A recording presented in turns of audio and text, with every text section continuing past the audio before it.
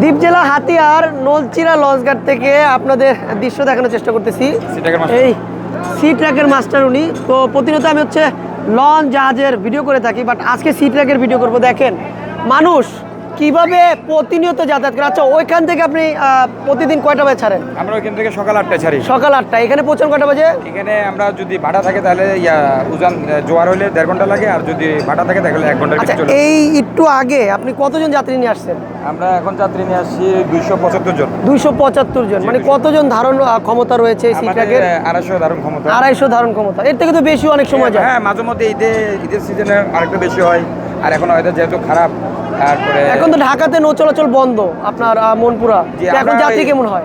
যাত্রী হয়, কিন্তু আমরা এখন চালাইতেছি এই কারণে, কারণ হাতিয়ার মানুষ একটা মাত্র যোগাযোগের মাধ্যম হচ্ছে এটা। যেহেতু ঢাকা বন্ধ, এখন হাতিয়ার মানুষ যদি রুগী আছে, বিভিন্ন লোকজন আছে, মানে জরুরি ভিত্তিতে যাওয়া প্রয়োজন, তাই আমরা সিটাকে চালিয়ে রাখছি আবহাওয়া পরিস্থিতি মোকাবেলা করে। যেহেতু পরিস্থিতি ভালো দেখতে, সিগন্যাল পড়লে চালান? সিগন্যাল পড়লে না চালাই না, সিগন্যাল পড়লে চালাই না। তবে পরিস্থিতি ভালো দেখলে যদি আমরা হিসাব করে যে না মোটামুটি আমরা কভার করতে পারবো ট্রিপটা, তাহলে ইনশাআল্লাহ। প্রতিদিন কয়বার যাতায়াত করেন? আমরা আপাতত একবার যাই, একবার আসি, তবে খুব শীঘ্রই আবার 2বার যাবে, 2বার আসবে। 2বার আসবে। আচ্ছা, হাতিয়া মানুষের এই একমাত্র বাহন হচ্ছে এই বিআরডব্লিউটিসির সি ট্র্যাক। তার মানে হচ্ছে তারা চেয়ারম্যান ঘাট থেকে সকাল 8টা বাজে ছেড়ে এখানে 9টা বা 9:30টায় পৌঁছায়। আবার এই নলচিরা ঘাট থেকে ছেড়ে চেয়ারম্যান ঘাটে পৌঁছে হচ্ছে 10টা বা 11টা বা 11:30টায় পৌঁছায়।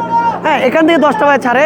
তার মানে এটার একমাত্র মাধ্যম। আর ভাড়া নেয় হচ্ছে 150 টাকা করে, 145 টাকা। তার মানে হচ্ছে আগে কিন্তু ভাড়া নিত 250 টাকা করে। আমি জানা গেছে যে আগে যে ছিল, মানে এই 1 বছর আগে, হ্যাঁ, তারা ভাড়া নিত 250 টাকা। এবং কিছুদিন আগে নাকি একটা দুর্ঘটনা ঘটছে কাঠের ফিশিং বোট, ওই স্পিড বোট এবং ট্রলার, ওই দুইটাতে। মানে কয়জন মারা গেছে?